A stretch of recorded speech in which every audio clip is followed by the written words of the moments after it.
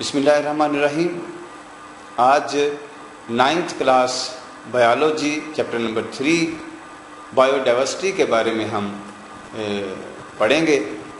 تو زمین پر 10 ملین سے زیادہ اقسام کے جاندار جو ہیں وہ پائے جاتے ہیں، اور ان میں سے 1/3 ایک تہائی سے بھی کم جاندار ہیں جن کے بارے میں سائنسدانوں نے مطالعہ کیا ہے اور ان کا ریکارڈ تیار کیا ہے. تو جانداروں کے 5 گروپس: پروکریوٹس، یوکریوٹس، فنجائی، پلانٹ اور اینیملز، یہ ان کے بنیادی 5 گروپس ہیں. ہم ان 5 گروپس کے درمیان جو فرق ہے اس کے بارے میں پڑھیں گے، اور اس کے ساتھ ساتھ کلاسیفیکیشن کس طرح سے کی جاتی ہے، جانداروں کے سائنسی نام کس طرح سے رکھے جاتے ہیں، اور زمین پر موجود بایو ڈائیورسٹی کے وجود کو کون کون سے خطرات ہیں اس کے بارے میں اسٹڈی کریں گے. تو ہم شروع کرتے ہیں بایو ڈائیورسٹی سے. تو بایو ڈائیورسٹی، بایو مین لائف، ڈائیورسٹی مین ورائٹی. لائف مطلب اسپیشیز،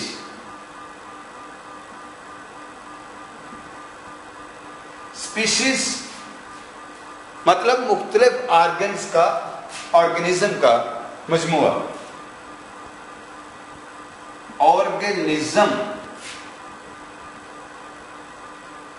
آرگنزمز تو آرگنزمز کی ورائٹی کے بارے میں پڑھنا بایو ڈائیورسٹی کہلاتا ہے، یا اس کے اندر بایو ڈائیورسٹی کے اندر موجود اسپیشیز کے بارے میں اسٹڈی کرنا بایو ڈائیورسٹی کہلاتا ہے.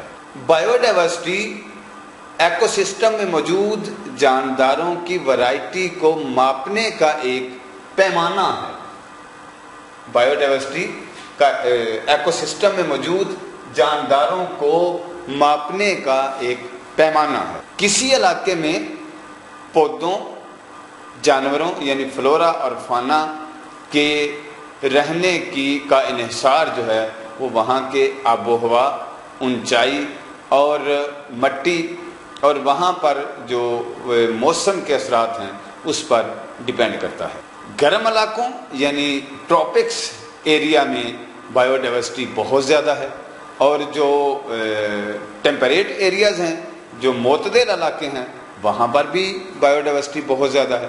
لیکن جو پولر ایریاز ہیں، جو ٹھنڈے علاقے ہیں، وہاں پر چند اسپیشیز ہی موجود ہیں. جو بایو ڈائیورسٹی آج موجود ہے یہ تقریباً 4 بلین سال کے ریولوشن کا نتیجہ ہے. سائنس زندگی کے آغاز کے بارے میں بہت زیادہ نہیں جانتی، لیکن تجربات سے، بابسوخ ذرائع سے یہ چیز ثابت ہوتی ہے کہ زندگی 600 ملین سال پہلے بیکٹیریا جیسے یونیسیلولر جانداروں پر مشتمل تھی. نیکسٹ ہے امپورٹنس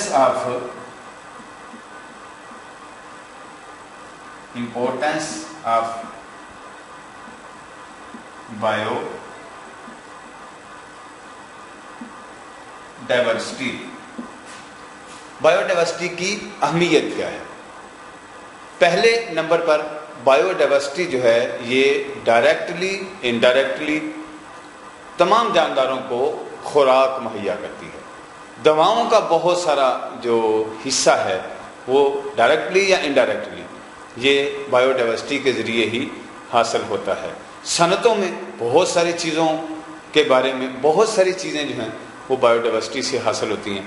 مثلا یہ ریزر ہے، گمز ہے، چسپا کرنے والی چیزیں ہیں، آئل ہے، یہ ڈائریکٹلی پودوں سے حاصل ہوتا ہے.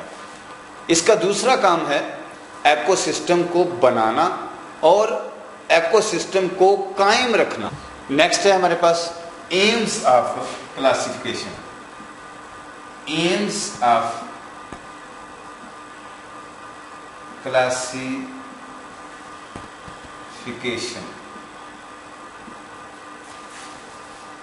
کلاسیفیکیشن، پہلے میں اگر یہاں پہ کلاسیفیکیشن کی وضاحت کر دوں تو کلاسیفیکیشن کہتے ہیں جانداروں کو ان کے گروپس اور سب گروپس میں تقسیم کرنا، یہ کلاسیفیکیشن ہے۔